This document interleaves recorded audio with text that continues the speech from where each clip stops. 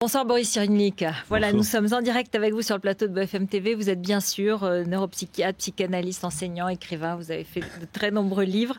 Mais bon, et vous êtes l'auteur et en tout cas celui qui a développé la notion de résilience en France, on va en parler.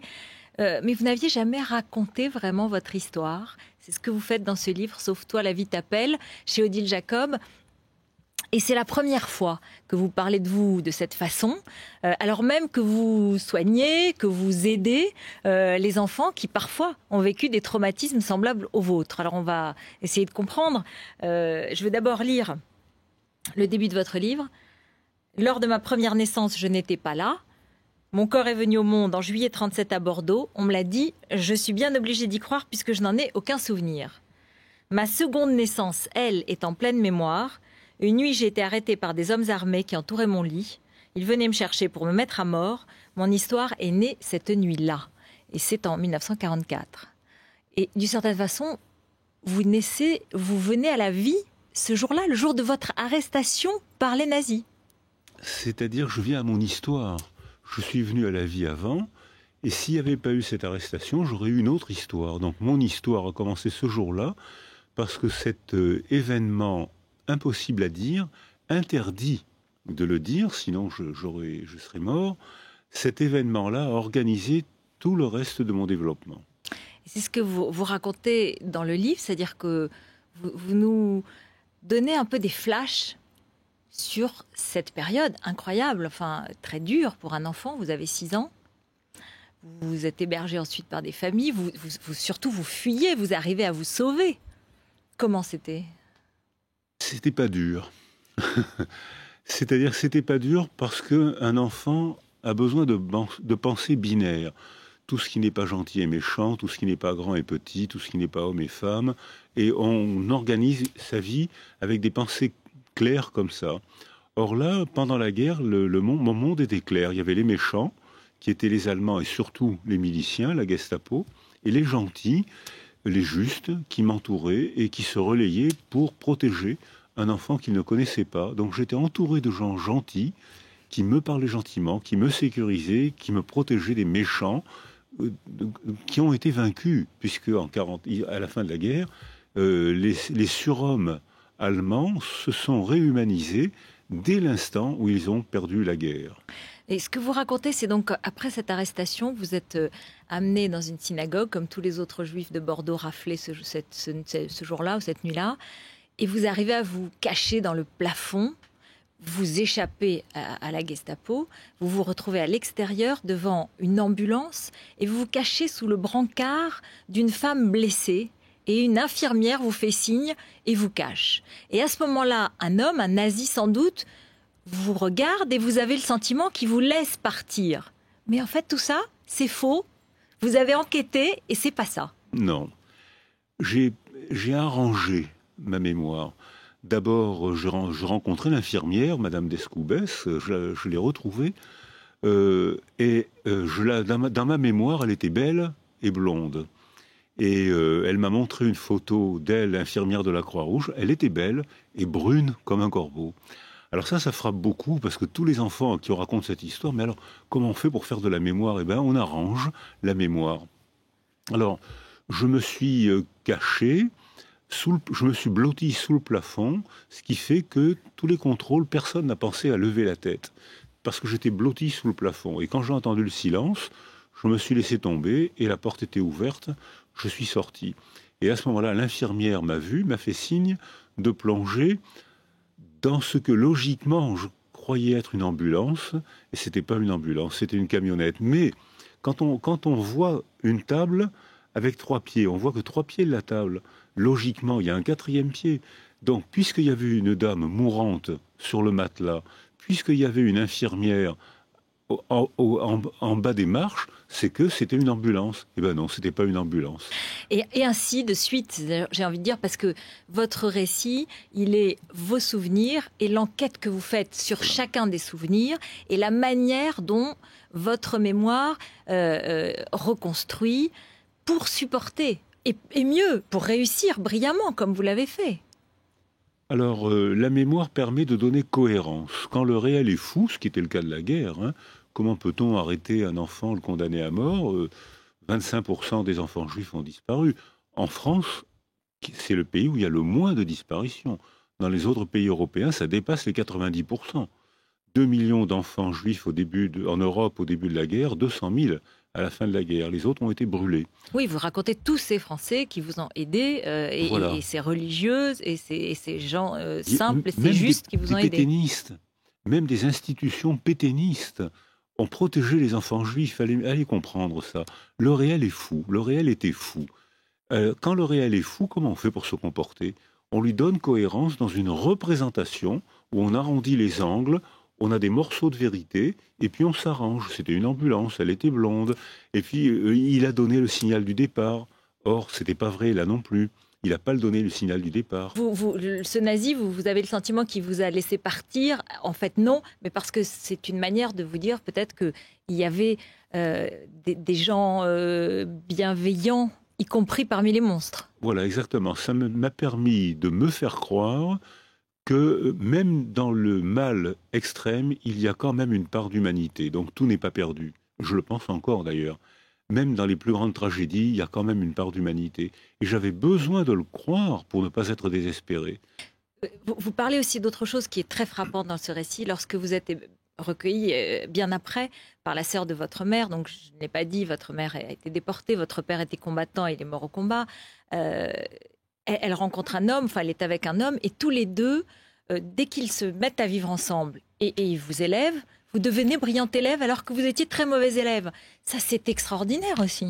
Alors, c'est ça la résilience, c'est ça le concept de résilience. Alors c'est une partie effectivement, un facteur de résilience.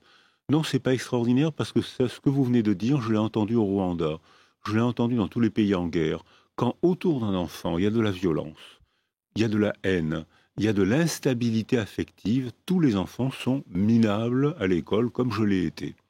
Et tous me disent, dès l'instant où il y a une structure affective et sensée autour de l'enfant, il rattrape son retard en quelques mois.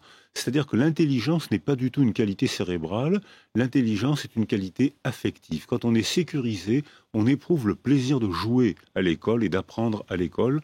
Et dans ce cas-là, on peut devenir très bon élève très rapidement. Et ce qui est donc extraordinaire dans votre livre, c'est que vous parlez de vous parlez de votre histoire, vous parlez de votre mémoire, et il y a vraiment des moments poignants. Mais vous parlez de nous tous. Vous parlez des enfants qui ne réussissent pas à l'école. Pourquoi ? Attachement, sécurité. Vous parlez justement de la manière dont on peut s'en sortir, cet attachement, cette sécurité qu'on peut avoir dès l'enfance. Vous parlez aussi du silence, parce que vous avez quand même gardé le silence très très longtemps. Pourquoi ? Je ne l'ai pas gardé. On m'a imposé le silence. Je n'ai pas gardé le silence. J'ai parlé. Alors pendant la guerre, il ne fallait pas parler, sinon je serais mort. Mais après la guerre, j'ai parlé. Et j'ai parlé à des sourds. C'est-à-dire que tout le monde me disait « Mais qu'est-ce que tu racontes ?» Ou alors celui qui m'a fait taire pendant très longtemps, c'est un monsieur gentil qui m'a écouté et qui m'a dit « Tu racontes de belles histoires ». Il m'a donné une piécette et il m'a dit « Va t'acheter des bonbons ». Je me suis dit « Bon, c'est pas la peine de parler aux adultes. Ils peuvent pas comprendre. » Donc on m'a fait taire. C'était un peu confortable. Ça m'arrangeait un peu. Mais tout le monde est complice du déni. Moi, parce que c'était trop dur à dire, et vous, parce que c'était trop invraisemblable à entendre, insupportable à entendre, dont tout le monde était d'accord. Il fallait reconstruire la France aussi. La France avait été humiliée, pas glorieuse pendant la guerre de 40. Il fallait la reconstruire et la revaloriser. Alors on parlait des résistants. C'était l'époque où la CGT demandait aux ouvriers de travailler pendant les week-ends gratuitement. Demandez ça à la CGT aujourd'hui, vous allez voir. C'est-à-dire qu'il fallait le faire comme ça, il fallait reconstruire la France. Donc il fallait taire les blessures les plus violentes et les plus fortes et les plus terribles. Voilà. Vous apprenez aussi, vous retrouvez que vous vouliez être psychiatre dès 10 ans. Oui, ça c'est une surprise. Je ne m'y attendais pas du tout, j'avais complètement oublié.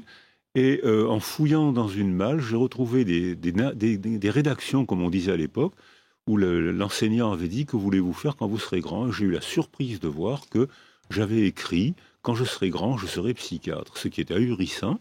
J'avais complètement oublié. Mais qu'est-ce que je pouvais savoir de la psychiatrie à 10, 11 ans ? Probablement rien. Mais comme le réel était fou, comme je voulais ne pas haïr ceux qui avaient détruit ma famille et qui voulaient me détruire, j'avais besoin de penser que c'était une folie sociale, ce que je pense encore aujourd'hui d'ailleurs. J'avais besoin de penser que c'était une folie sociale. J'ai donc logiquement pensé que la psychiatrie pourrait répondre à ce problème. Du coup, votre expérience et votre vie vous ont aidé, même si vous n'en parliez pas de cette façon-là, de la même façon que dans le livre, à comprendre les autres et à aider les autres. Oui, alors ça c'est une constante qu'on retrouve chez tous les traumatisés. Ou bien ils sont fracassés, ce qui arrive bien sûr, et s'ils s'en remettent, ils deviennent altruistes. J'ai besoin de comprendre pourquoi celui-là, celle-là, qui a la même blessure que moi, pourquoi elle s'en sort, pourquoi lui s'en sort pas, etc. Donc ça, c'est une motivation, c'est une rage de comprendre, c'est plus qu'une motivation.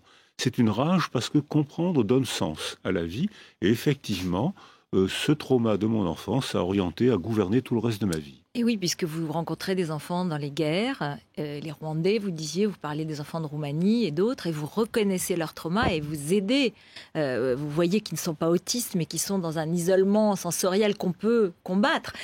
Et vous dites, dans les tuteurs, dans les deux mots, la force et la gentillesse, sont les deux peut-être moyens de redonner confiance et de sortir un enfant d'un traumatisme? Alors il faut commencer par ça. Avant de parler, il faut le sécuriser. Et ensuite, une fois sécurisé, il pourra travailler avec des mots dans une relation ce qui lui est arrivé. Et il pourra modifier la représentation de son traumatisme. C'est ce que font les artistes, c'est ce qu'on fait en psychothérapie, c'est ce qu'on fait quand on est en confiance avec quelqu'un. Alors c'est vrai que mon expérience, où j'ai été isolé pendant plusieurs mois, pendant 7 mois complètement isolé, et j'avais probablement un comportement pseudo-autiste. Mais quand j'ai été en Roumanie ou en Bulgarie ou dans d'autres pays où les enfants sont isolés, c'est plus que l'abandon, c'est l'isolement sensoriel sans substitut. Et dans ces pays-là, le seul objet extérieur à soi-même, c'est les mains, c'est les balancements, comme les enfants autistes. Mais c'est un faux autisme, c'est un pseudo-autisme.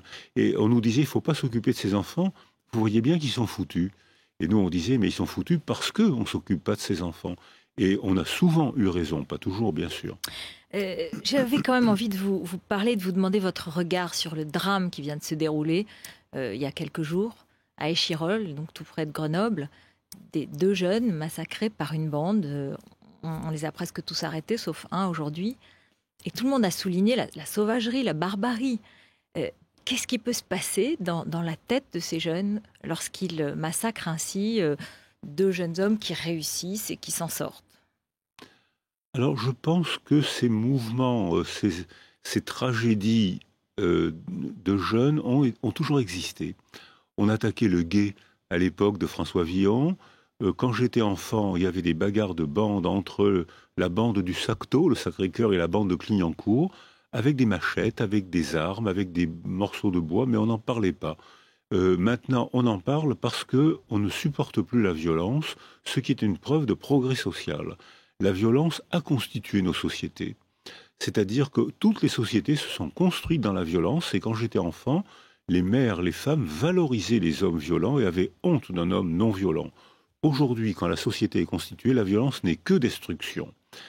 Violence conjugale, destruction de famille. Violence entre bandes, destruction. Assassinat.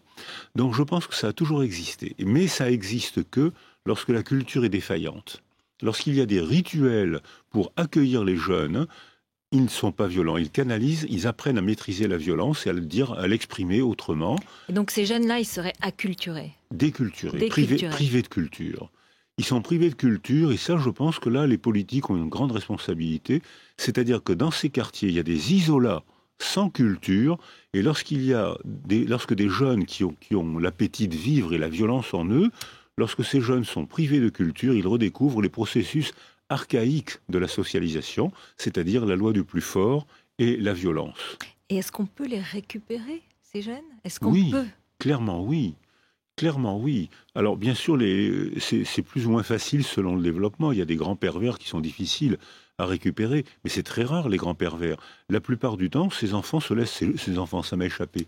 Ces jeunes... Oui, non, mais il y en a un qui est mineur en l'occurrence, les autres sont majeurs, mais il peut y avoir des mineurs, bien sûr. Il y a une contagion émotionnelle. S'il n'y a pas de culture autour d'eux, ils se laissent entraîner par celui qui induit la violence. Et il y a une érotisation de la violence. un plaisir extrême à la violence. Et ils se laissent entraîner. Si on change le contexte, la plupart d'entre eux vont apprendre avec plaisir, avec bonheur, la culture. Mais il faut leur proposer une culture. Voilà, sur ce message d'espoir. Merci beaucoup, Boris Cyrulnik. Merci à vous. D'être venu sur le plateau de BFM TV. Donc, Sauve-toi, ta vie t'appelle, chez Odile Jacob. C'est bouleversant. Merci.